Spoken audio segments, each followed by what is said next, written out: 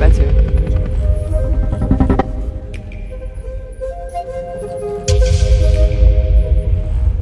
Are you gonna start by saying something? Okay.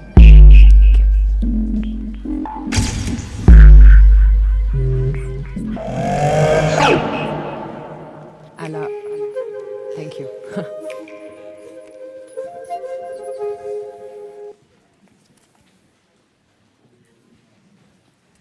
All right. Good morning, everyone. Can you hear me okay? I don't know if they're nodding. Okay, good. Thank you so much for joining us this morning for our hybrid panel entitled How Images Matter. We're joined in person by Alaa Mansour, and then Lesia, Kulchynska, and Anthony Downey joining us over Zoom, actually over there. I hope it's all right that I share this, but Anthony was unable to join us because of some massive industrial action that's happening across the UK public sector, coordinated by the Trades Union Congress, and I just want to express kind of unwavering solidarity with those workers. As an assistant professor of photography, specifically someone who teaches about the visual epistemes of violence, and as well as conflict photography as atrocity image, I'm really excited about this assembly of speakers who each offer incredibly important and interdisciplinary contributions about how we see violence as well as the stakes of that image production. Whether it's the fraught logics of artificial intelligence with the capacity to predict and realize the future, the theater of war as a triumphant parade of innovation that respatializes violence, the constructed inability to see through the strategic creation of darkness as military tactic, an ontological condition of absenting, or even just the simple film camera or smartphone, our conceptions of violence are mediated by technologies imbued with state structural and other hegemonic logics, even as they operate as enhanced extensions of our own eyes. But unlike our eyes, visual technologies necessarily artificialize seeing through a manipulation of time, the eternalizing trapping of moments of atrocities in time, which subsequently produces new regimes of memory and new opportunities for denial. So just in order of their presentations, Alaa Mansour is an artist, filmmaker, and archivist based between Beirut and Marseille. Her work focuses on the histories of violence and the power of images in the age of necropolitics. Using a multidisciplinary approach, she explores concepts of the sacred and the sublime and their potential for horror. She graduated from Université Paris 8 with a master's in arts and creation and filmmaking, and was assistant to the filmmaker Jocelyn Saab for several years. Her films, Ainata and The Madman's Laughter, have been screened internationally, and she was shortlisted for the Han Nefkens Foundation Video Art Production Award in 2020. Lesia Kulchynska is a Kiev-based art curator and visual studies researcher currently affiliated with Biblioteka Hertzania Max Planck Institute for Art History. She taught theory of communication at the National University of Kiev, cultural studies and media studies at the Kiev Academy of Media Arts, worked as a researcher at Pinchuk Art Center, as a curator at the Visual Culture Research Center and Set Independent Art Space in Kiev. She curated the School of the Lonesome at the Kiev Biennial in 2015, and in 2018, she was a Fulbright scholar residing in New York at NYU. Her research interests are about the theory of the image and the visuality of violence. And finally, Anthony Downey is a professor of visual culture in the Middle East and North Africa at Birmingham City University.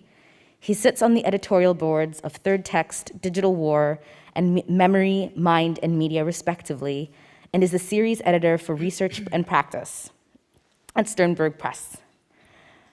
Recent and upcoming publications include Post-Digital Futures and Algorithmic Anxieties with MIT Press in 2024, Nida Sinokrot, Palestine is Not a Garden with MIT Press in 2023, Khalil Rabah, Falling Forward, works from 1995 to 2025, and Topologies of Air, Shauna Illingworth. So without further ado, Alaa. Thank you, Zoe. And hi, everyone. Thank you for being here. So I'd like to start this panel talking about the museumization of war and when tragedy becomes fiction. So So the term museumization, or more commonly museumizing, is usually employed to address the phenomenon of preserving artifacts and representing cultural groups, ultimately leading to cultural appropriation. The museum proceeds in appropriating, extracting, cleaning, restoring, and polishing history to the extreme, and then exhibiting it, following a rational, hierarchical time continuum.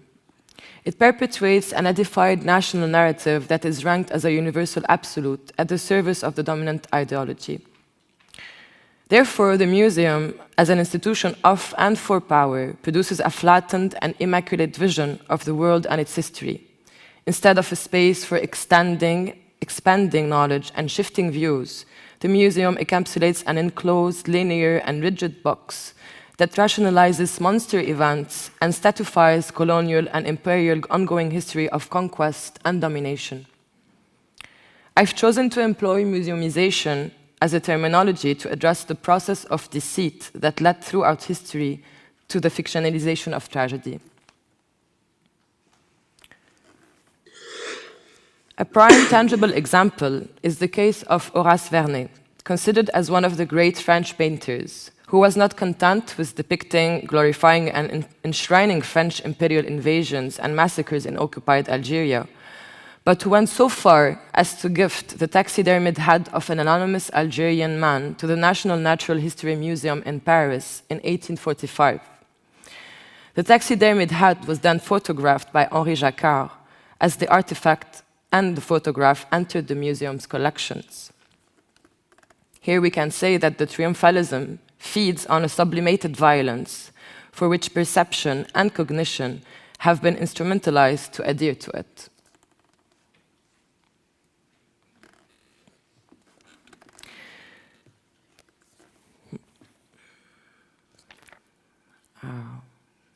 Sorry.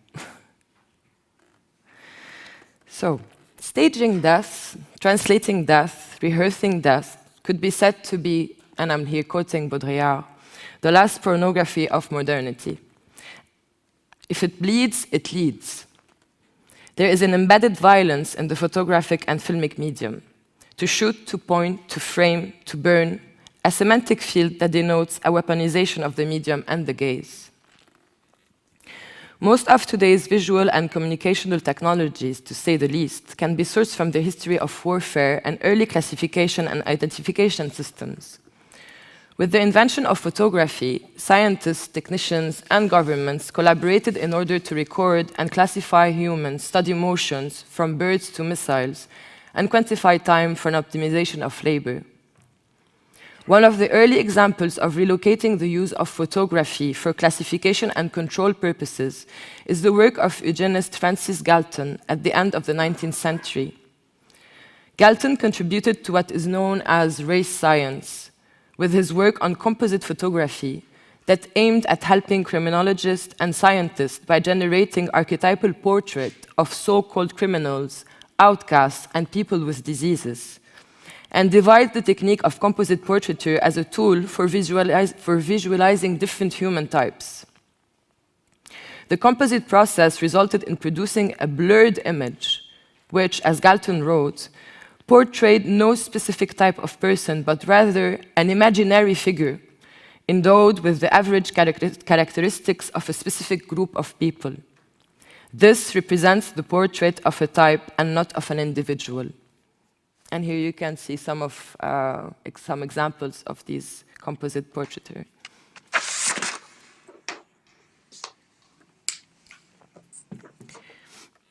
As for the birth of modern entertainment, that also can be traced back to the late 19th century, with the invention of the kinetograph and the kinetoscope by American inventor Thomas Edison.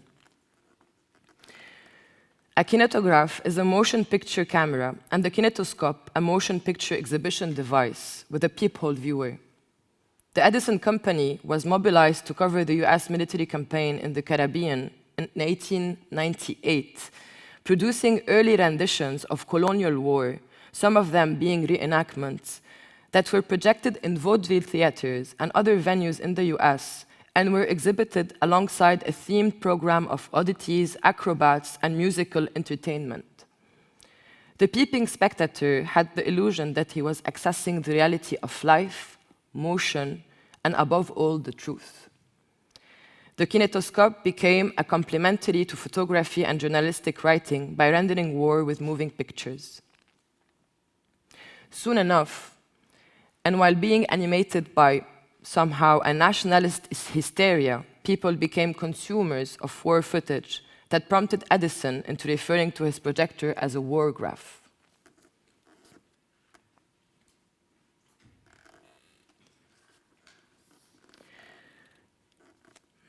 Another relevant example is the pioneer work of English photographer Edward Muybridge, whose work focused on movement analysis. Muybridge's photographic analysis of movement coincided with studies by French physiologist Étienne Jules Marey to develop chronophotography. In 1887, Muybridge and Marey both contributed in the invention of chronophotographic gun or photographic rifle, a photo capture system that became a precursor of military training and evaluation tools. The rifle used a magazine consisting of a plate film separated into 20 light-tight compartments. Each was exposed separately at a rate of 12 frames per second.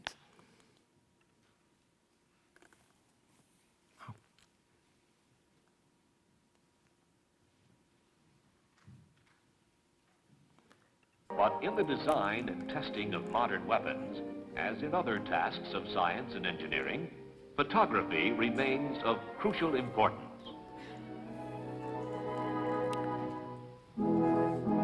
This test range, operated by the Naval Ordnance Laboratory at Fort Lauderdale, is lined with camera stations. The method invented by Muybridge is applied to another kind of subject, photography of missiles plunging at supersonic speeds.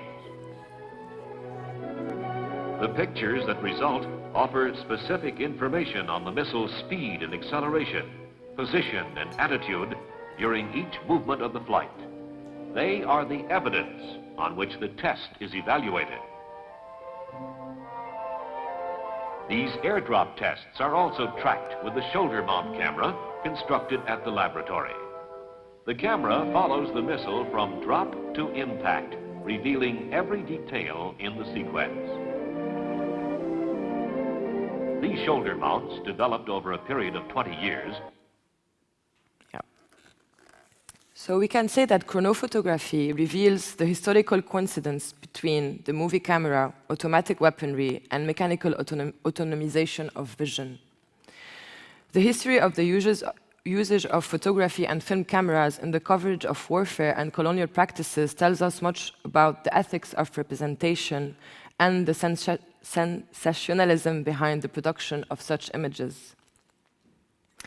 A quick example would be that of British Army Lieutenant and photographer Willoughby Wallace Hooper, that served 40 years in India. Beside his work on producing and distributing the famine photographs in India, Hooper images came to be more problematic. In 1885, he took part in the Third Burmese War, recording the expedition in photographs. In the course of this campaign, Hooper recorded and ordered execution of decoyed prisoners, and that in one case he had his camera ready to record the moment the bullets struck their bodies. These are said to be one of the first photographs of an execution.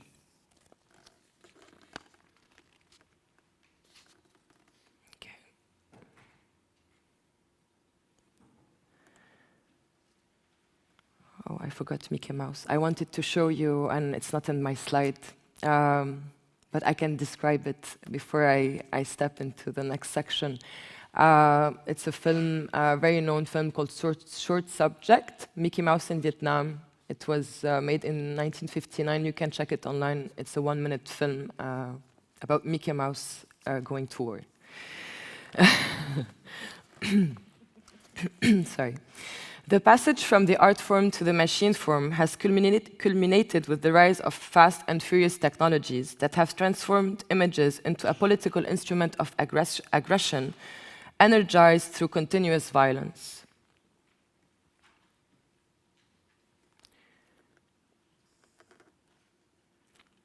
One can wonder, has seeing become an act of aggression? I recall here a quote by Judith Butler taken from her essay, Frames of War, When is Life Grievable? So I'm quoting Judith Butler. The operation of cameras, not only in the recording and distribution of images of torture, but as part of the very apparatus of bombing, make it clear that media representations have already become modes of military conduct. The proliferation of immersive theaters of war today, whether on multisensory screens, through cyber systems, or virtual battlefields, have turned its audiences into an extension of the war machine itself, hence making us forget, what are we fighting for? What are we dying for?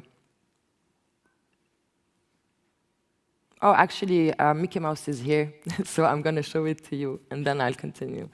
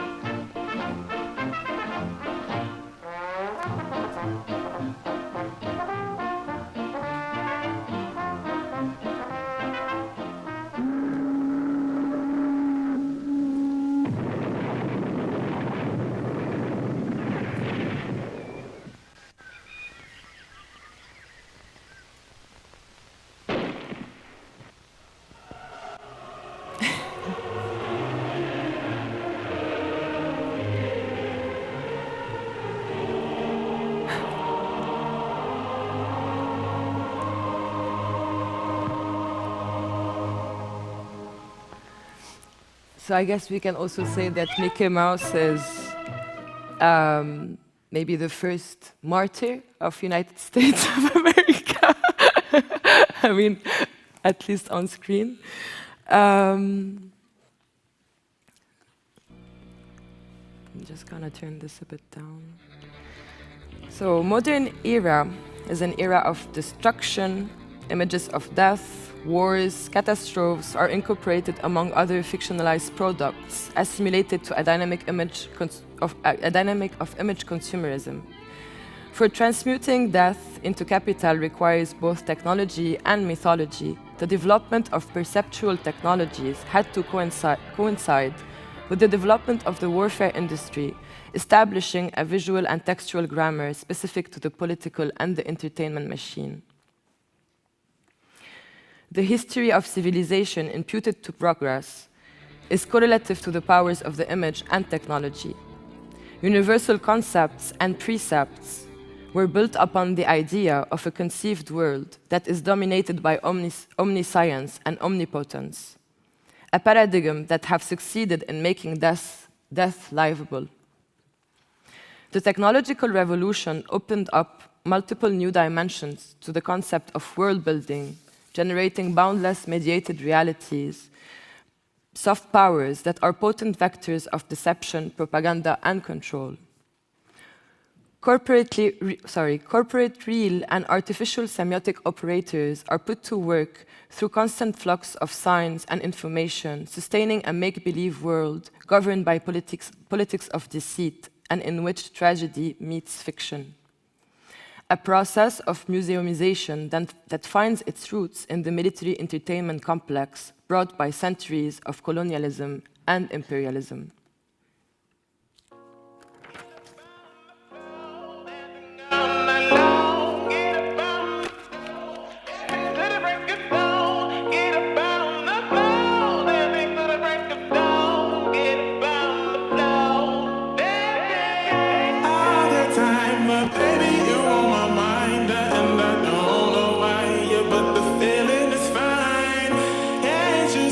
You got for me, oh.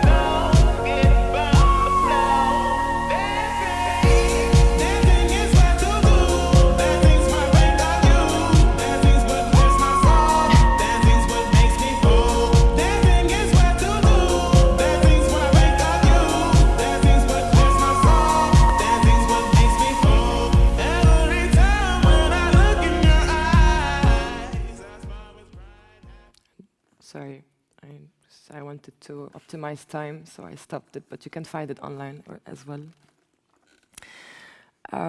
So media help shape news, entertainment culture, and public attitudes towards war and its weapons. It is the montage of history that is at stake, therefore nourishing the epistemic violence of capitalism that has kept populations, cultures, and languages off frame outside the event, and has polarized the world by implementing a binary and biased frame of reference and viewpoint. For the performative to rule over the truth, powers have been employing custom-made fictions to simulate and generate emotions that can assure lasting illusions. Fiction here can be addressed as a pattern and an overruling grammar of modern-day politics, and inherent to its mechanisms of power and control. The prevalence of the performative in the narration of history has rerouted the medium of the image from being a producer of meanings to being the meaning itself, unreferenced or enclosing a meta-reference of its own. Using Jean Baudrillard's own words, it is no longer a question of imitation, nor duplication, nor even parody. It is a question of substituting the signs of the real for the real. Sorry. Okay. So in my latest film, so I make films, The Madman's Laughter, I examined the simulacrum of the so-called global wars on terrorism by exploring and disarticulating the fictitious entities that have led throughout history in the essentialization of the enemy, giving birth to a universal enemy to be fought against on a global scale. I was in Marseille at the time of the making of the film, and France was shaken by the beheading of Samuel Paty, a French school teacher in Conflans-Sainte-Honorine. In the wake of this crime, the French government waged a war against the Muslim community by instating the separatism law, which namely designates Islam as a threat to secularism. If I can put it this way, in The Madman's Laughter, I intentionally invent the crack from which one could see the discrepancies of the dominant narrative. If technology was to be considered as a genre, one could say that it has inscribed the world in a never-ending entropy.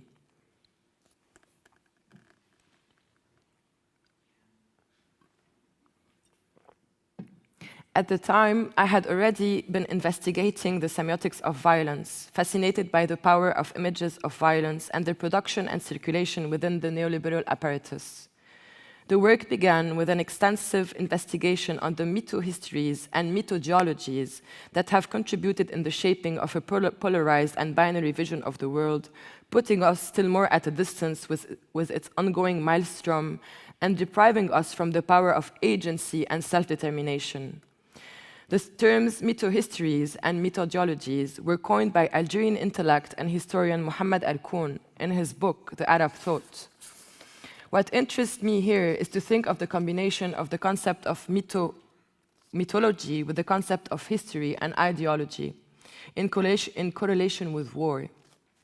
This triad of concepts constitute a catalyzer of systemic violence that we could just juxtapose with another triad or dynamic that is faith, power, and terror. Here I recall Walter Benjamin in his essay Critique of Violence that distinct two types of violence: the divine violence of the ancients and the mystified violence of our modern world that is a law-making, a law-preserving violence. For this dystopian realm to conquer, powers make use of terrorism as an hyperbole for narrative belief.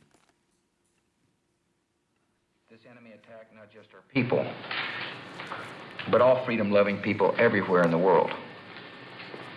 The United States of America will use all our resources to conquer this enemy. We will rally the world.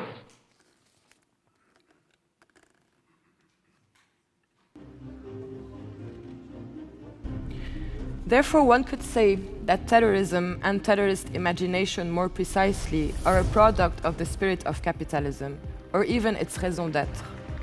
The necessity of an enemy guarantees the sustainability of wars and its lucrative markets, For today's techno-intelligence is the safeguard of the modern death apparatus. I am Lesia. I work as a content developer.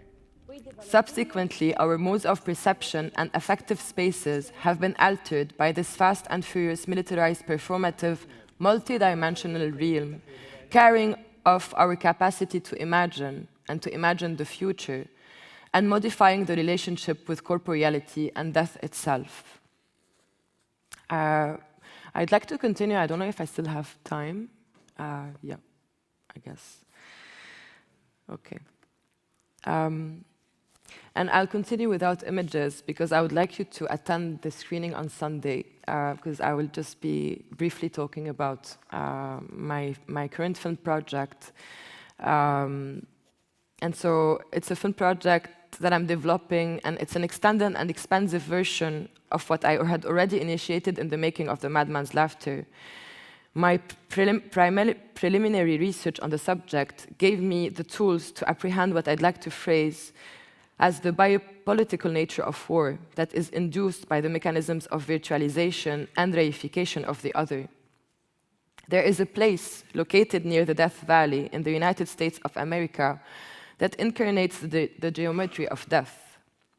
A colossal military compound called Fort Irwin, known as the Kill Box, where a dozen of mock Afghan and Iraqi villages were built in order to conduct large-scale military simulation exercises. At this level, the gamification of war is literal.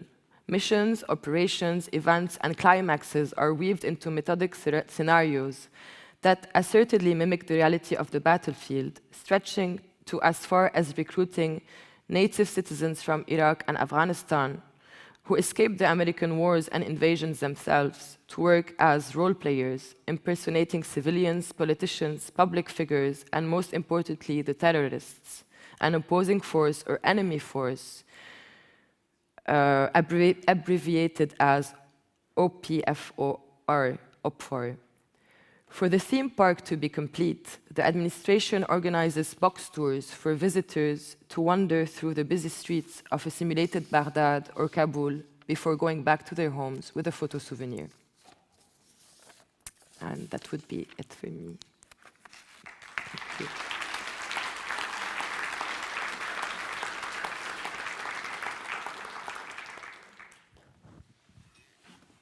So, Lesia is next.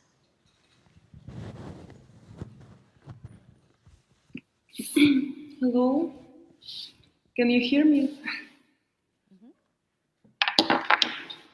Hello, can you hear me there? Okay, great. Alaa, thank you so much for your great presentation. I can really refer to it very much.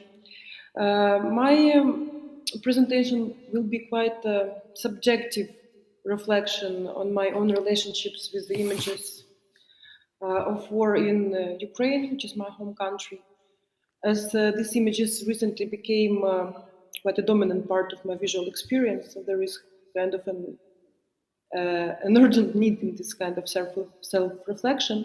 So I'm going to share it with you today.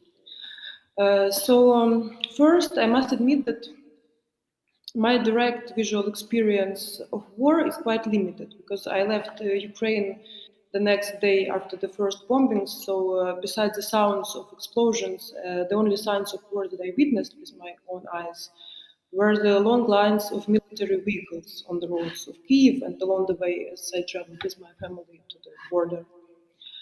Although I was lucky enough not to eyewitness directly the active hostilities, I have a lot of very spectacular dreams about them. And most of these dreams are about my attempts to hide from the enemy. In some of these dreams, I am trying to hide from the searchlights, in the others from the Russian troops invading the city, and yet others from the drones flying above my head or military planes shooting from the sky. And the predominant feeling in these dreams is a fear of being discovered, detected. In those dreams, I'm always a target, and the main protagonist is this hostile gaze tracking me from above. And I am always detected in those dreams, and at this point I wake up usually. Eventually, those persistent dreams became a point of departure in my thinking about the visuality of war. It is obvious that the imagery of these dreams are based on media images of war, not on my direct visual experience, as I didn't see any Russian airplanes or drones above my head or anything else that happens in those oniric narratives. Yet, those visions don't reproduce the war scenes from the media images either.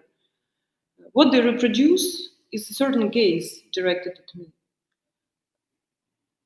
Passing the media imagery I consume through my oniric filter, I discovered that the only information I actually grasp from all those images I encounter in media is that the message of being seen as a target.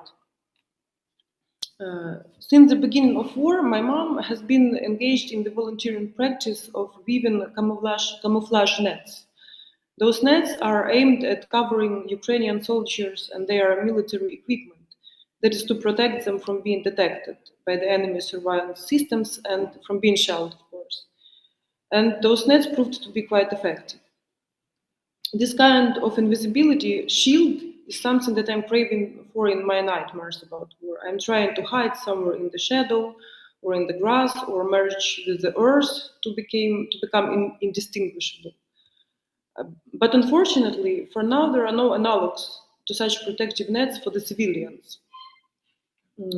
During Second World War, blackouts of the cities were used to prevent crews of the enemy aircraft from being able to identify their targets on the ground by sight.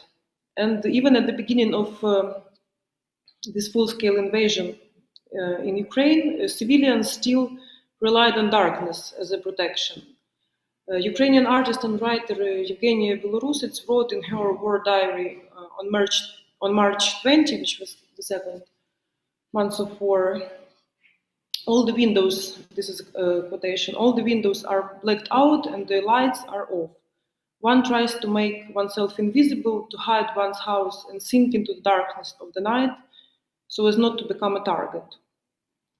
But now, the Russian military is using darkness against civilians, as you probably know, because military detection devices don't need light to hit a target anymore, or because the precision of targeting is not the goal for the Russian army. Randomness of the missile strikes is now kind of a military strategy, endowing the aggressor with the power of fate, which means that invisibility doesn't protect anymore from being a target.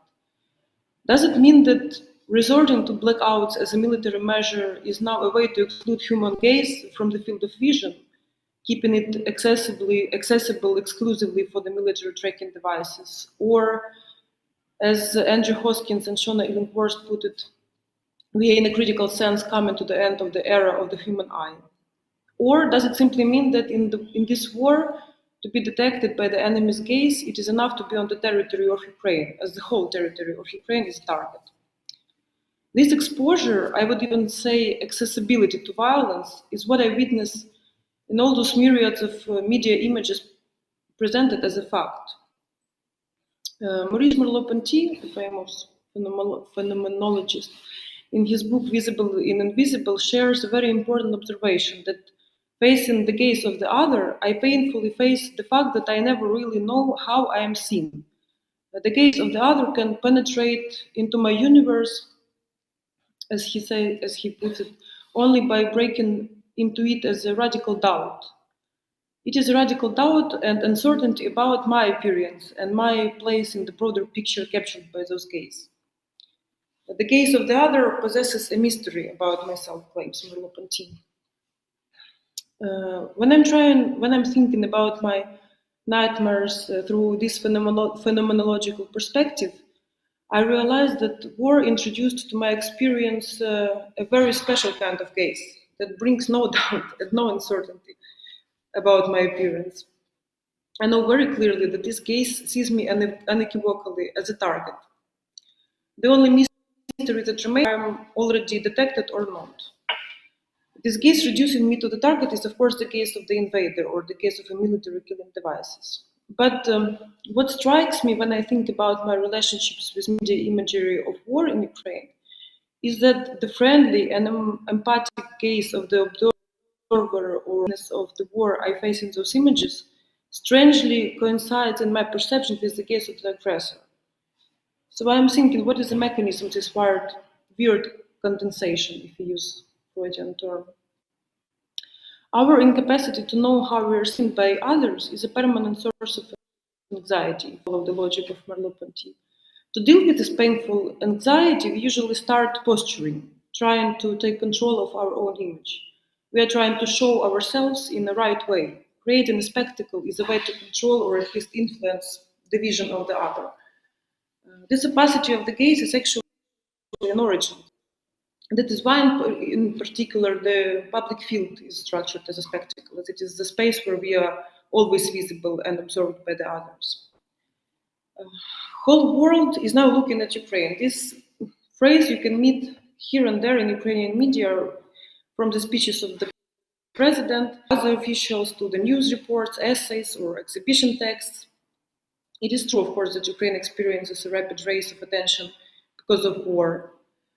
In order to convert this attention into victory, or at least survival, we need to expose our victimhood. To get the protection, you need to show and prove that you are endangered, that you are vulnerable. Your victimhood should be clearly visible, accessible, understandable, and accountable. It should be exposed. And that is how the victim becomes entrapped in the need to reproduce this reductive aggressor's view of herself. That is how Ukraine's exposure to violence coincides with its exposure to the observer's examining gaze.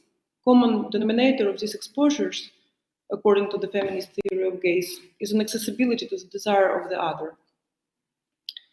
My friend, who was born in Kherson and came to work there with a team of journalists after its occupation, wrote after this journey in her Instagram.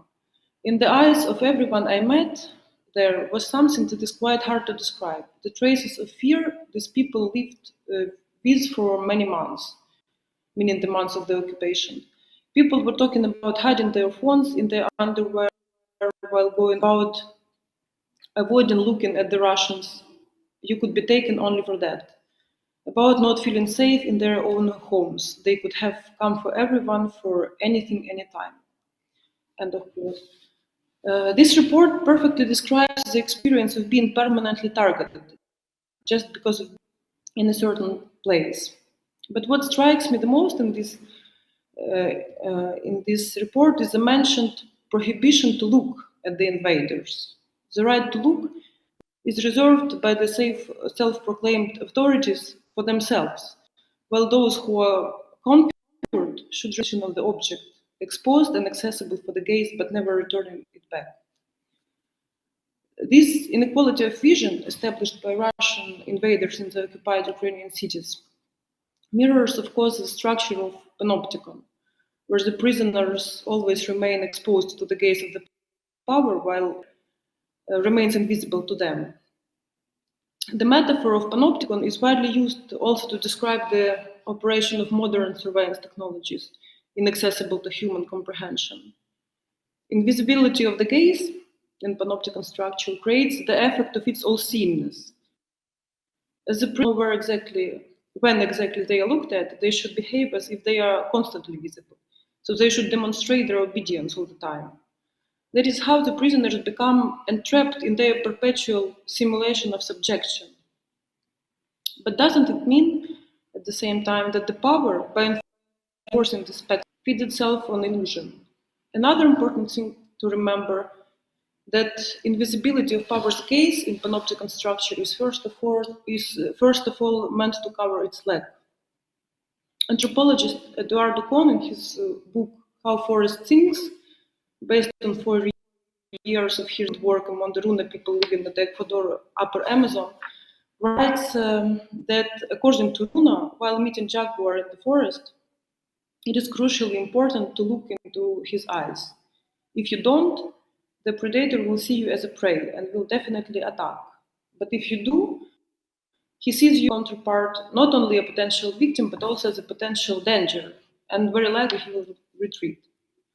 For Jaguars, according to Runa, as well as for Russian invaders in Kherson, according to the witness of my friend, a gaze directed at them is a signal of danger because it brings uncertainty about their future. Before the full-scale invasion started, invasion to Ukraine started, many international political and war experts of different kinds claimed that Ukraine would collapse in 3 days. The same was the belief of the Russians, of course. According to the United Service Institute report, published recently, before the invasion, several large-scale surveys in Ukraine were conducted by order of the Russian Federal Security Service, FSB, which allegedly showed that Ukrainian society is mostly politically irrelevant. And based on those, they supposed that there would be no much resistance to the Russian occupation and built their plan of capturing Ukraine in 3 days. On the 3rd day of the invasion, even the victory declaration was already published by the official Russian press service RIA Novosti, which claimed that the Ukrainian state doesn't exist anymore and the population of its territory has joyfully accepted Russian domination. But what really happened was not even close to these predictions, of course. Regardless, the accessibility of Ukrainian pro-war information space for Russian propaganda and surveillance technologies, they still somehow miscalculated the vision of Ukrainian people on themselves and the planned invasion. The same did Western experts. Timothy Snyder, American historian specializing on Ukraine, reflecting on these misassumptions, called Ukraine a heart of darkness, following the Joseph as an opaque entity, hard to grasp from the outside and hard to predict. But what is this story about? What this story is about is that the real heart of darkness of the modern world, obsessed with transparency, surveillance, and calculation, I think is a mystery of human gaze. Even if you are totally visible, exposed, observed, and detectable, the secrets of your own vision are still yours. Of course, it is exactly this troubling opacity of the gaze that inspires the development of techniques of control, direction, and formatting of the human vision. Yet, the constellation of the elements that make up the particular vision in particular point in space and time and in particular moment in private and collective history is always too complex, too peculiar, and too unstable to be precisely captured, calculated, or managed. What could be captured are only the actions that already happened. If there is a blind spot in the massively monitored reality, it is the seeds of the future hidden somewhere at the bottom of human gaze. What actions will grow out of this certain vision is often a mystery even for the subject of the gaze. So, if there is a way out from these nightmares of being the role of a target, it is a dareness to look back to your enemies as well as friends, making the secrets of your own vision part of the game. If there are images from war that can make a shift in the balance of power, these are the images that bring the darkness of the gaze arising from the place of struggle. Thank you so much.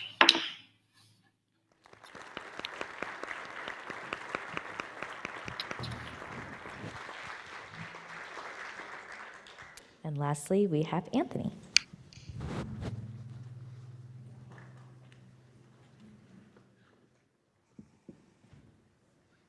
Zoe? Hi, Zoe, can you hear me? Yes, we can hear you. Wonderful. Zoe, thank you. I'm working from 2 screens here, so bear with me for a moment.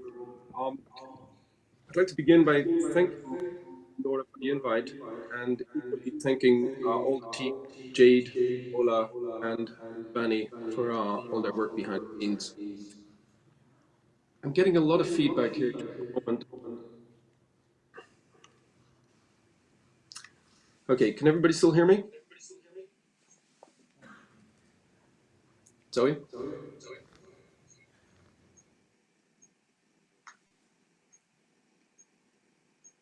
Sorry. Zoe, can you hear me?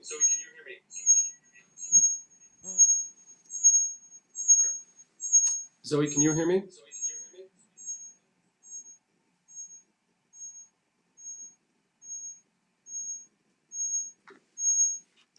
Hello?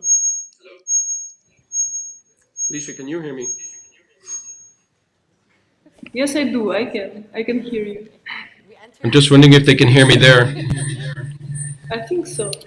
I'm sorry, we get a feedback from you yourself.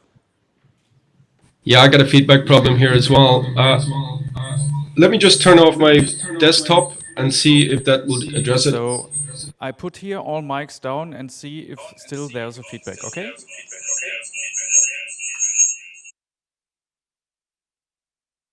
Okay, Bunny, can you hear me? Yes, we can hear you. Okay, sorry about that, folks. Again, thank you to everyone, and my apologies for not being there. As Zoe pointed out, we have major strikes here, and the situation has been pretty appalling in the UK for some time. So, what am I going to talk about today? I wanted to speak about a number of things, and I wanted to start from a singular premise, and that premise is as follows. Artificial intelligence generates forms of epistemic violence. That generation of epistemic violence is inherent within algorithmic bias. Now, we know this, and there's been a lot of wonderful research published in relation to this, so I'm not going to rehearse that. I want to push it a little bit further today. I want to suggest that artificial intelligence does not only produce forms of epistemic violence, it also produces forms of actual violence, by which I mean injury and death. Now, to fully understand that, I want to suggest the following, and it's quite an obvious suggestion. The sole function of artificial intelligence, machine learning, deep learning, neural networks, and so forth, is effective prediction. Most of these systems, if not all of these systems, have been set up with a singular function, and that function is to make better predictions of events that will happen in the future. Now, as anyone knows, this is a problematic assertion. It's also known as the inductionist fallacy. You cannot predict future events based upon past events. You can give a probabilistic, stochastic, or indeed statistical analysis of what might happen in the future, but you can never be definitive about what happens in the future. However, the fallacy of AI, the fallacy of deep learning, is that we can more and more effectively predict the future. So I want to focus in on this because I think this has become a singular issue when we consider the use of neural networks in the context of computer vision, specifically in lethal autonomous weapons and unmanned aerial vehicles, and the extent to which this logic of prediction colludes with the Marshall imperative of preemption, the notion of a preemptive strike. So the question I'm asking on the subject that I wanted to discuss today is the extent to which the predictive logic of neural networks, as employed in deep learning, as utilized through computer vision, is in collusion with the logic, the Marshall military logic of preemption.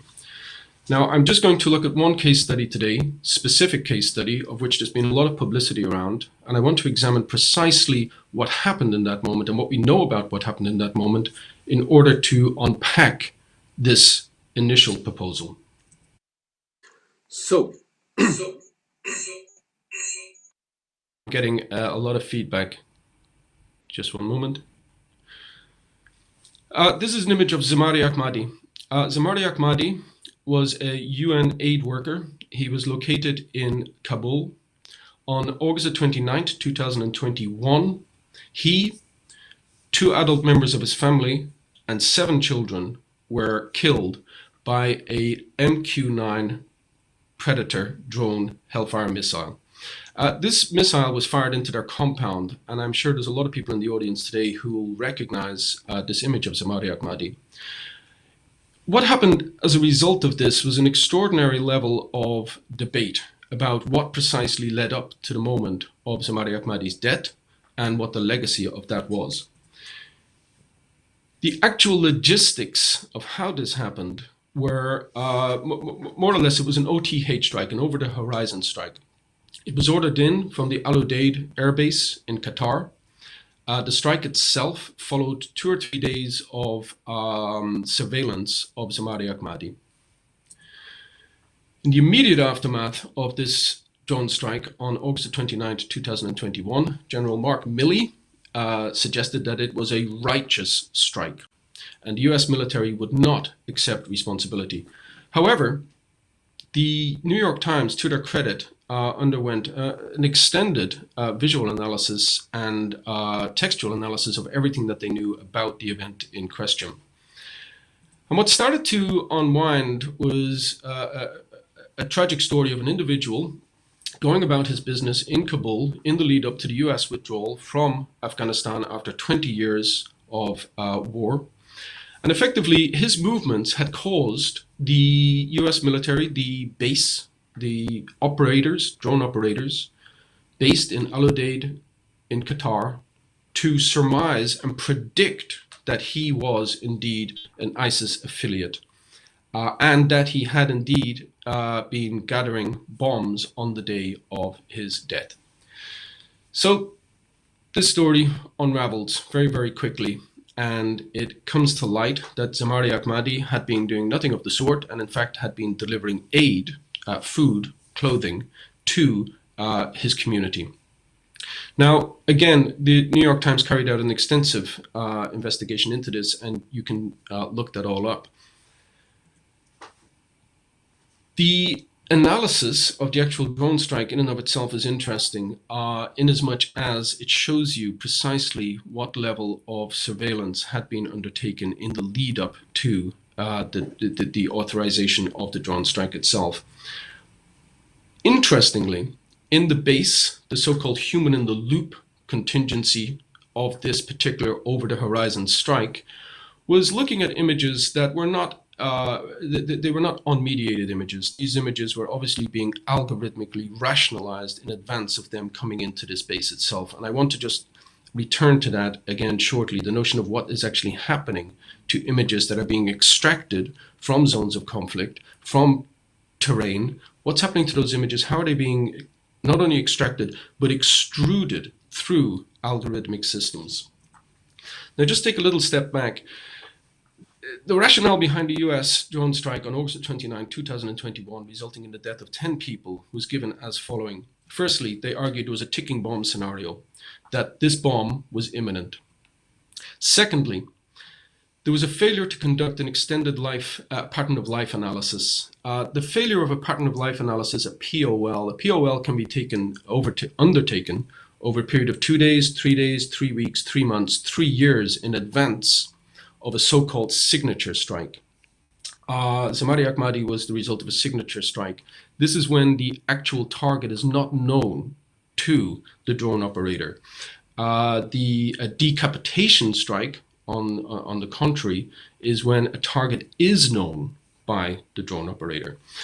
But the US military put forward in the report published in November 2022 that there was a failure of a pattern of life analysis resulting in the erroneous targeting of Zamari Ahmadi.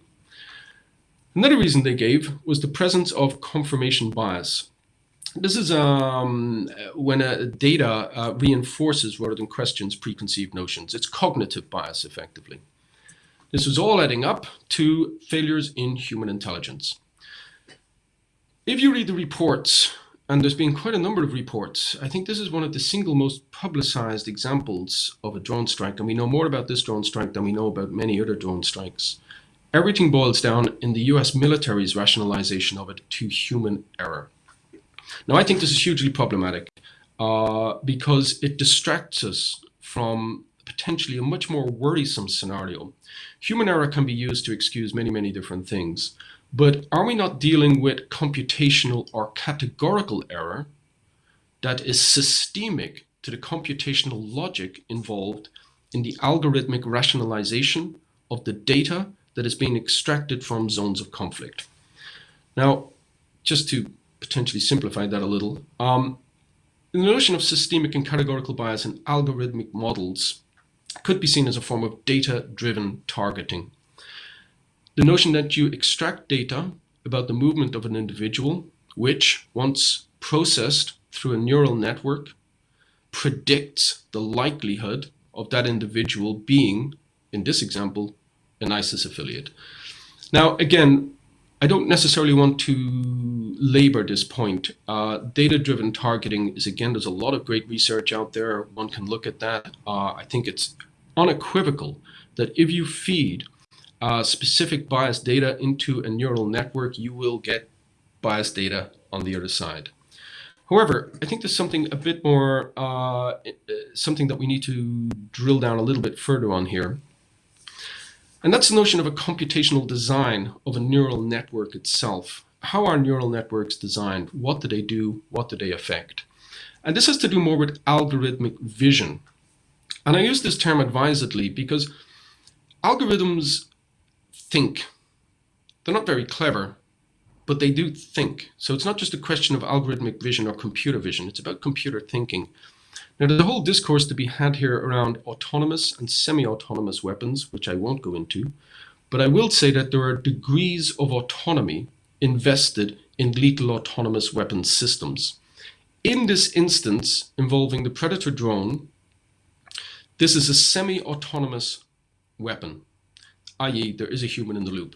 However, that human in the loop can only ever know or only ever understand what is happening on the ground through the algorithmically rationalized data that it is receiving. And that's precisely where I think we need to focus the discussion around the extent to which the predictive logic of neural networks, which is inherent to AI, is in collusion with the preemptive logic of a military strike. Let's break that down a little bit further. A pattern of life analysis, again, there's no dictated time for this to occur, but it's usually to do with the extraction of data from in this instance, a zone of conflict. That data will follow various patterns. It will then reify, reproduce those patterns in a schematic form that can be understood as data, often binary data or a vector data. That can be used in conjunction with biometric data analysis, which is invariably gathered on the ground. I'm not going to talk about biometric data analysis today. I want to focus specifically on what this data, these pattern of life data, are doing, how they're being utilized, how they're being substantiated through algorithms. Just focusing in on the actual structuring of these sensory systems. This is a multispectral sensor from an MQ-9. Now, again, these are hugely complex processes. They involve electro-optical cameras, infrared cameras, and hyperspectral cameras. But again, if we focus on the extent to which this machine is seeing, I think we miss the point. This machine is thinking. It's thinking because it is not just extracting data, it is rationalizing that data before that data is being delivered to, for example, in our instance, the Al Udeid base camp in Qatar. So you have not just algorithmic vision, but algorithmic thinking. And this process, again, is something that I think we need to drill down into to fully understand the logic of preemption behind neural networks. Very briefly, here's a schema of how an MQ operates. This is an MQ1, not an MQ9. I'll just highlight some of the areas that you might want to consider. SAR in particular, synthetic aperture radar, is an interesting function of any drone vision. So, what else do we know? What we do know is that the US Army have been investing very heavily into algorithmic design for some time. This is a memo received in April 2017. This outlines their intention.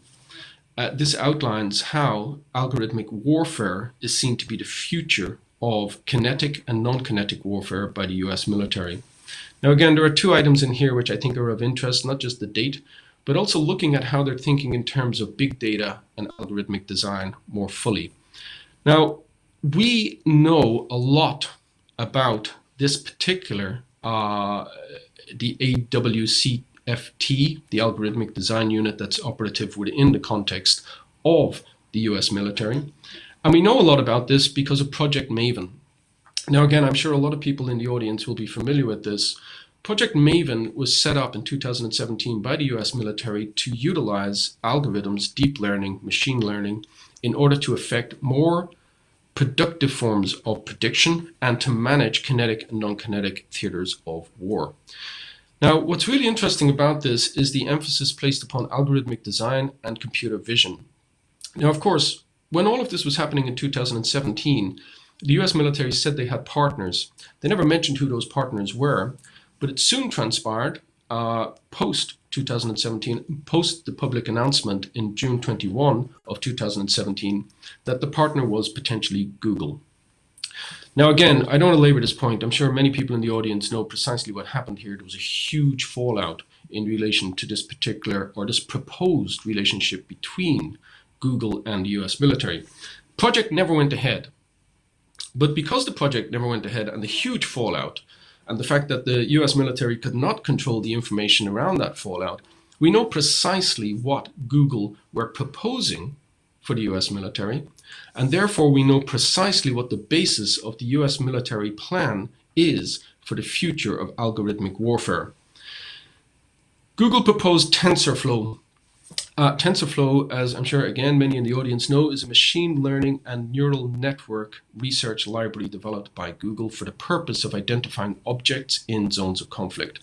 Apparently the training data that they used at the time in 2017 was based on 38 individual objects. The reason why Google got involved was that they wanted to leverage this project so that they could bid for a $10 billion project, which is known as JEDI, the JEDI initiative, which is again continuing to go ahead. Just to remind everyone, Project Maven is not dead in the water. It has since been taken up by a conglomerate of individuals that include the unholy trio of Peter Thiel, James Murdoch, and Eric Schmidt. So the project continues. But one of the interesting things out of this project is how much we now know about how the US military were deploying algorithms and how they saw the future of warfare through machine learning and deep learning. Very briefly, the absolute core to that is the utilization of neural networks. A neural network in this instance, or the TensorFlow neural network at least, revolves around the notion of a convolutional neural network. Now again, I'm sure there's many in the audience that fully understand what a CNN is, but just for the sake of my discussion, and this goes right back to the heart of how images matter, why images matter. A digital image is extracted from a zone of conflict. That image is then extruded through an algorithmic system which produces a statistical probability of an event likely to happen in the future, or the accuracy of its identification of that object, or indeed the inaccuracy of its identification of that object. Now again, between that image and that output, there is a relatively opaque system, often referred to as a black box system. Now, of course, it's black box. It doesn't have to be black box, but it's black box because it's proprietary. But it's also black box because a convolutional network is an extraordinarily complex system. Now, today I want to just allude to two things. One, these convolutional neural networks are not only renowned for producing erroneous predictions, they're also susceptible to forms of hallucination. Algorithms hallucinate. They're susceptible to apophenia and pareidolia, the notion of seeing patterns where patterns do not exist. There's a whole other discussion here to be had around fooling images, how adversarial attacks can debilitate any convolutional neural network, therefore questioning the viability of their use in deep learning systems that power computer vision in lethal autonomous weapons and unmanned aerial vehicles. However, for the purpose of today, I would just like to remind everyone that the convolutional layers inherent to CNNs are, to all intents and purposes, opaque. And for our purposes today, and for researchers, it's very difficult to actually get information about how CNNs work in the context of neural networks, in the context of computer vision for the US military. However, we can backfill from the erroneous predictions, the output, and work backwards to the input. What happened in that moment? What happened in that processing of that image? The image processing and the image production process that underwrites the operative logic of CNNs. If you want to pursue this, and again, I'm going back somewhat here to what many consider to be the birth of neural networks, and that's Frank Rosenblatt's perceptron. Now again, Rosenblatt's working on previous research of Wayne McCullough and Walter Pitts, their 1943 paper on neural networks, when they produce a calculus of how the brain sees, which is an extraordinary moment. Frank Rosenblatt utilizes this for his perceptron, which is effectively his mathematical calculus of how the brain potentially sees. But this historical moment is an interesting one because it almost didn't happen, in as much as the subsequent publication of Marvin Minsky's paper around perceptrons disproves Frank Rosenblatt's theory that machines can see. However, in our age, by which I mean the 1990s and 2000s, the arrival of big data and the arrival of CPUs and ever more efficient GPUs, graphic processing units, means that Rosenblatt's original idea, the neural network, has been taken up by not only the military, but right across artificial intelligence design and evolution. But I just want to point out a number of things. Again, you have all of these problematics of input, what happens with that input, what happens to the output. But I just want to remind everyone that the original papers upon which neural networks were based have two interesting words in them. One is the statistical separability and probabilistic model. They remain, and neural networks, from their evolution, from their ascendancy, from their inception, susceptible to error. They are statistical models based upon the extraction of data that attempt to predict future events with margins of error. Excuse me. They're also probabilistic models. They continue to be probabilistic models. Now, right at the heart of this, to go back to what I said at the very beginning, is the fallacy of induction, the belief, which is still being expressed throughout AI, throughout the development of deep learning, that you can extract data from the past in order to predict the future. Now, this is the inductionist fallacy, the notion that we can predict the future. And again, what concerns me is that this systemic, foundational problematic at the heart of neural networks is continuing the inductionist fallacy, the fallacy of prediction, effective prediction, and it's becoming increasingly imbricated and embedded within the preemptive logic of the military strike.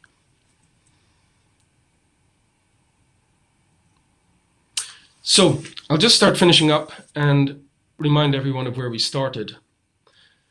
These systems, these pattern of life analysis, they're using very advanced models of deep learning, advanced models of neural networks to affect not just computer vision, but computer seeing, the extraction of data, the extrusion of data, the rationalization of data through algorithms. This in itself is creating a preemptive logic when it comes to drone strikes. Threats are being predicted, but they're not only being predicted, they're being presented as always already about to happen. Now, that logic of always already about to happen is a logic that is very firmly in collusion, I would argue, with the logic of the preemptive strike. You have prediction and you have preemption. These two are coming together in the example that we started with for purposes which may look covert and may be put down to human error, but arguably they are part of the systemic error, this dysfunctionality at the heart of neural networks. That dysfunctionality is often referred to as brittleness. That's the technical term used. But it's also a pathological thing. The idea that we can or predict the future has been very, very firmly threaded throughout this logic that is embedded within the Marshall notion of preemption.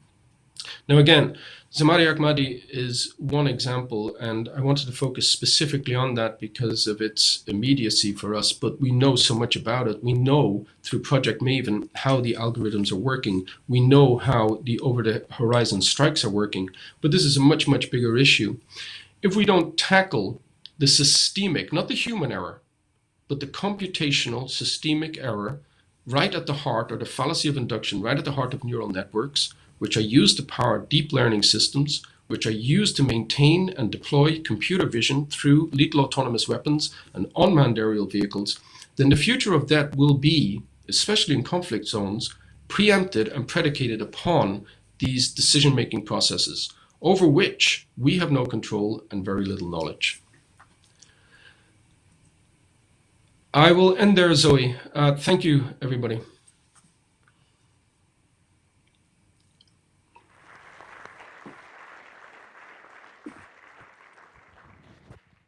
Right. So I have so many questions. Can you hear me? Can you hear me okay? Okay. I have so many questions, but I kind of want to reverse engineer. I'm thinking about the quote that Lesia mentioned, we are in a critical sense coming to the end of the era of the human eye. And I think in so many ways, the three of your presentations really emphasize that in very disturbing ways.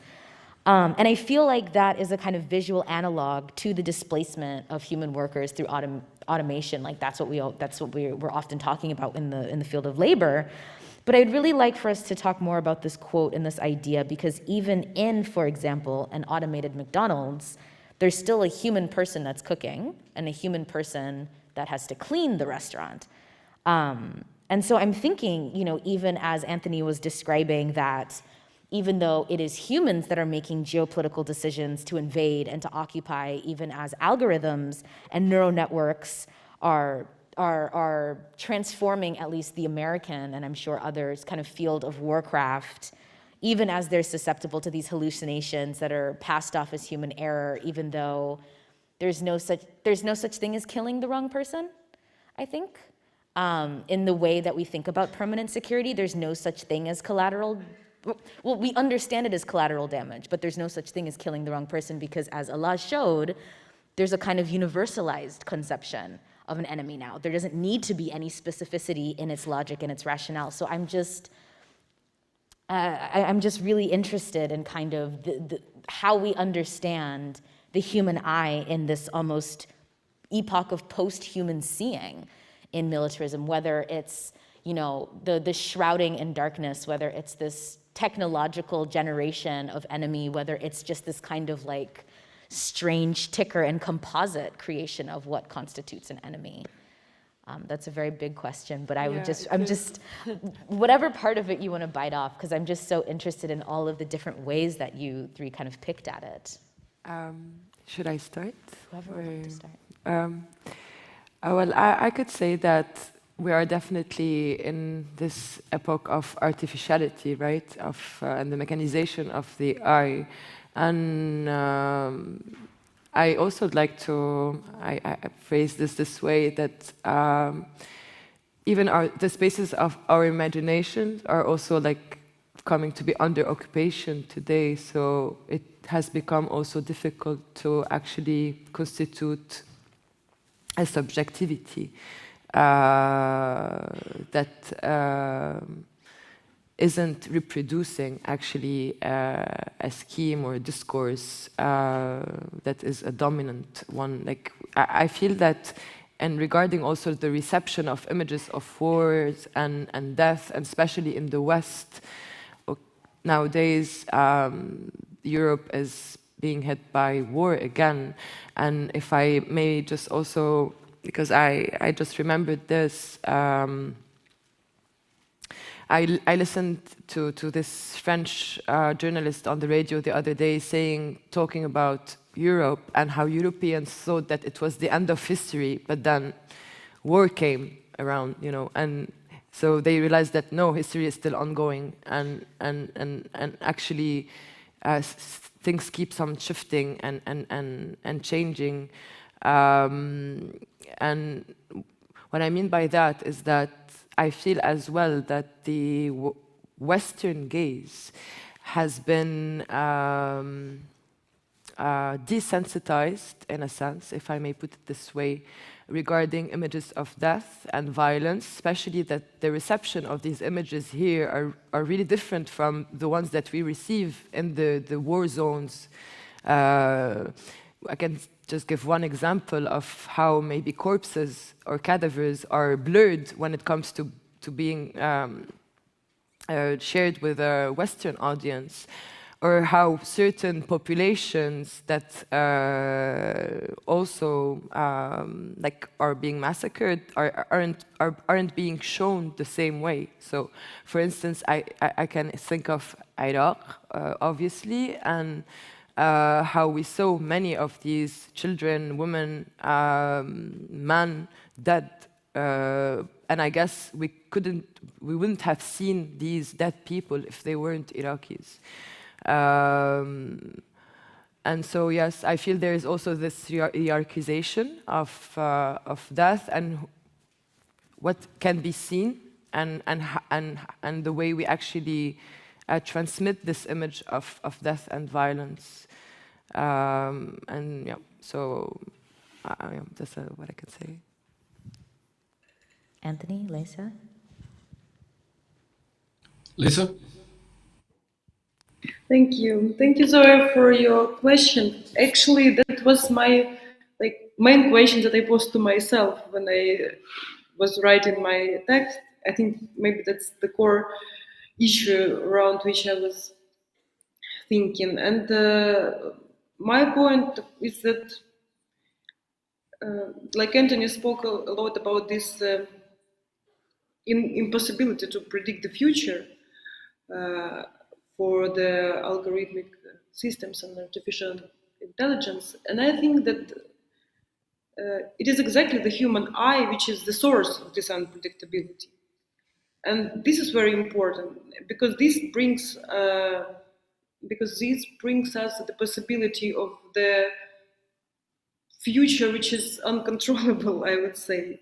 Because if the artificial thinking, this algorithmic thinking or algorithmic vision that Anthony was speaking about is aimed at predicting and preempting, the human eye is like fundamentally devoid of this capacity of predict and like calculate the future, or I mean the lack of the human vision is the source of its creativity, I would say. So if we cannot see the reality clearly and we're entrapped in this incapability, we have to invent, and we have to, this is the notion of fiction, which is in the title of the Transmediale. So the fiction is something that is embedded into the human vision, and this fiction opens up for us the possibility of the future that we can somehow create, not only preempt or predict or calculate. And I think in this case, in this sense, the human eye is the human vision is our last hope for the freedom of having a future which is not controlled.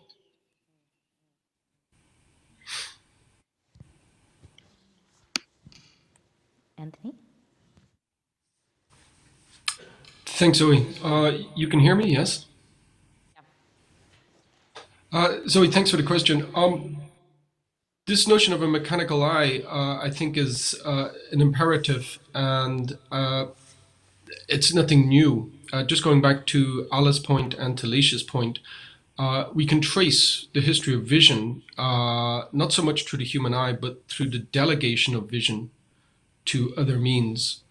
And for me, and something I didn't speak about here, but maybe I should speak about, is that we need to consider the colonial context of the mechanization of vision. If you go back and look at triangulation maps, if you look at the evolution of photogrammetry, aerial surveillance, in the context specifically of the Middle East, which has long been a laboratory for the Western development of technologies of vision, if you look at all those developments, it's always about eradicating human error through the devolution of the ocular-centric, through the devolution of the eye to machinic vision. And we seem to have bought wholesale into this in our age, which I would consider to be an algorithmic age, where we completely devolved vision, but not only vision, decision-making processes. And I think this is obviously interesting. It's interesting for me, it's interesting for researchers. But just going back and look at the colonial context, if we understand Edward Said and follow Said, was always about maintaining imaginative command over the past and the present. And inherent within this was also an attempt to control the future. Now, I think in an algorithmic age, a neo-colonial age, what we have is not only an attempt to control the past and the present, but to occupy the future, to occupy potential futures, to radically convert potential futures, into futures that answer to present day demands. And those demands are often expressed through military, industrial, capitalist, and indeed non-democratic means. So again, it's this occupation of the future through algorithmic vision that interests me, but we seem to be very happily walking down that road. One way of actually sort of seeing that and researching that is to look at the deployment of algorithms through UAVs and LAWs, the way in which we are literally delegating vision and decision-making processes in favor of an occupation of the present and indeed an occupation of the future. Yeah, thank you. I think we'll have time for another question. I'm kind of preoccupied with the video of Mickey Mouse in Vietnam because there's something, even as a kind of anti-war, tiny film where, Mickey Mouse becomes this kind of symbol of innocence, despite the fact that Mickey Mouse's entire kind of physiological structure is derived from blackface minstrelsy. It illustrates this really fascinating twinning and necessary twinning of the horror with the sublime, as you get into with your work, in the production and operationalization of a kind of international political structure of permanent security, which Anthony has really spoken about in this way of mechanized seeing and this occupation of the past, present, as well as the future. But I'm really thinking about, in order to justify war's necessity, it must not only be construed as winnable, but the effort must be sold and visualized to the public as pleasurable. And here I'm kind of thinking about, the Pentagon entrenched in the production of globally exported superhero films. I'm thinking about the ways that drone technology is so akin to video games, and the way that I've heard recruiters talking about, like, it's not difficult, like, you're used to doing this. And I'm just kind of so interested in the kind of naturalization of these kinds of militarized seeing, and how, in your respective practices, in your respective works, you are confronting and kind of working through that. Well, if I can link that directly to Mickey Mouse, I'd say that we can talk about the Disneyfication of war and violence today. Disneyfication in the sense of also putting really at a distance and looking at war as a pure spectacle.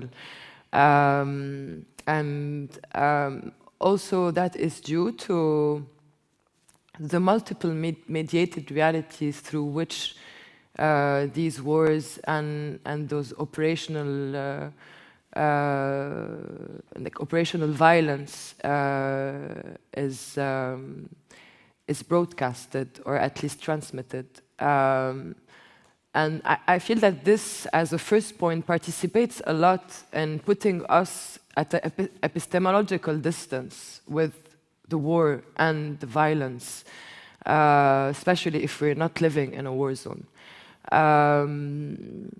I don't know, I can give some examples, like I think of it's Harun Farouki, and I forgot the title of the film, but he talks about this game that is Virtual Iraq, for instance.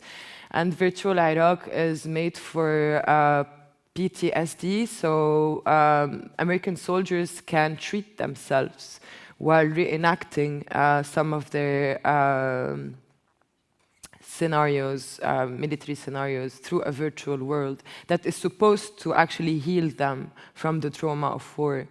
But within these spaces, these virtual spaces, are carved racist and colonial biases as well. So it's actually reproducing violence again and again. So violence in a therapeutic context specifically. Sorry? I was saying the reproduction, that's so striking, like the reproduction of violence specifically in a therapeutic context. Yes, yes, it's quite antinomic. Yeah, but I mean, I think that the aim isn't to actually eradicate violence at all. Violence, it's needed. Otherwise, the system cannot go on. So violence is a way of legitimizing capitalism, exploitation, segregation, many other, specificities that are embedded in the system. So yes, and also in regarding to my own personal work and research, what I find striking as well is, for instance, I don't know if you've heard about 6 Days in Fallujah. So it's a video game made by America's Army. America's Army is actually a game produced by the CIA, and it was meant to recruit American soldiers. And in 2004 in Iraq, so a year after the invasion of Iraq, Americans actually committed a massacre in Fallujah.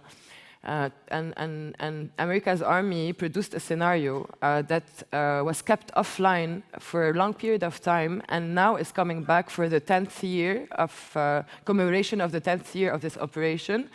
So and it's quite insane because the trailer, if you watch it, it's actually promoting how this game is mimicking reality to the point where they actually so they worked with veterans or soldiers that were deployed there, but also with Iraqis to tell their stories throughout the game.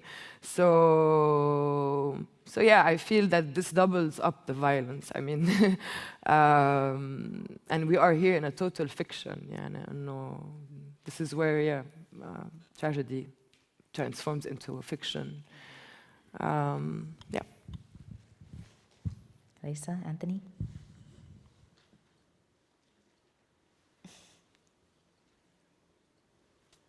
You want me to jump in? Sure, yeah. Yes, just to pick up, Zoe, on Alaa's point around trauma. We talk about drone strikes, and we talk about death, and we talk about fatality, but the reality of hyper-surveillance is hyper-vigilance. It's constantly looking over your shoulder and being psychologically embedded into a logic of vigilance. That's producing across the Middle East, and I'm thinking specifically of locations such as Gaza. It's producing new and evolving forms of mental health issues. And I think this is interesting when we think about the predictive function embedded in neural networks as they're utilized in forms of hypersurveillance. They're not just about death. They're about impending death. They're about the future of death. And that future of death is about trauma. It's about traumatizing populations in the present, and it's about traumatizing populations for the foreseeable future. Now, take that, and I mentioned Project Maven. I also mentioned that Project Maven, it's not over, it continues. And the people behind that include the company Palantir. I'm sure many in the audience know of Palantir, started by Peter Thiel, but it's now co-directed by a man called Alexander Karp. There's a letter online by Alexander Karp. It's an open letter to the US military, which is more or less saying, utilize our neural networks, our deep learning systems, our AI, in order not just to affect kinetic and non-kinetic forms of warfare, but to control the future. Now, they know that that is about inducing trauma, and they know what that means. It's not just about the spectacle, going back to Alaa's point and Talicia's point, of a drone strike. It's about the potentiality of a drone strike. It's about the potentiality of death. And again, it's about prefiguring a particular future. And it's about controlling that future, letting people be known that they are being watched, and in the eventuality of what is considered to be algorithmically rationalized erroneous forms of behavior, you will be subject to imminent death. Now that is a whole new form of hypervigilance related to trauma. Lesia, we have a minute left, please. 1 minute left. Well, actually, I was somehow thinking about this notion that you said about the war as something pleasurable and attractive, as I understood from what you said, for the people who are invited to go to war as soldiers. But I was thinking about the same thing from another perspective, which is there is this very strange phenomenon that many people who fled Ukraine when the war started, then like in a while, in a few months or in half a year, started to come back, despite that there is no more safety than it was from the beginning. The situation is even more dangerous now at war.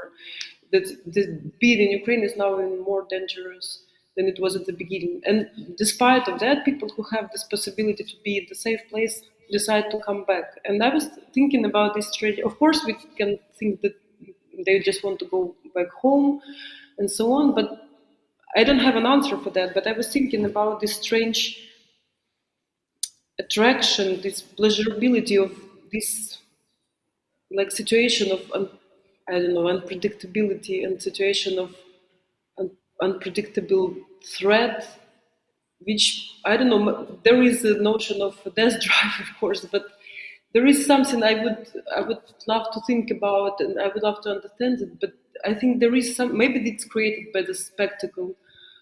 I don't know, but this is something that I'm thinking about. This strange pleasurability of this of being endangered, of the danger of the proximity to death, which attracts people somehow. So that's just a topic for the for to think about.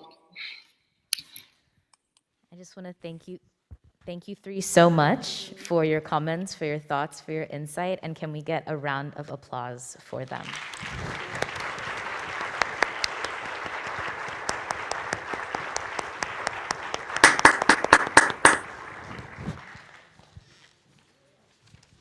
Take care, guys.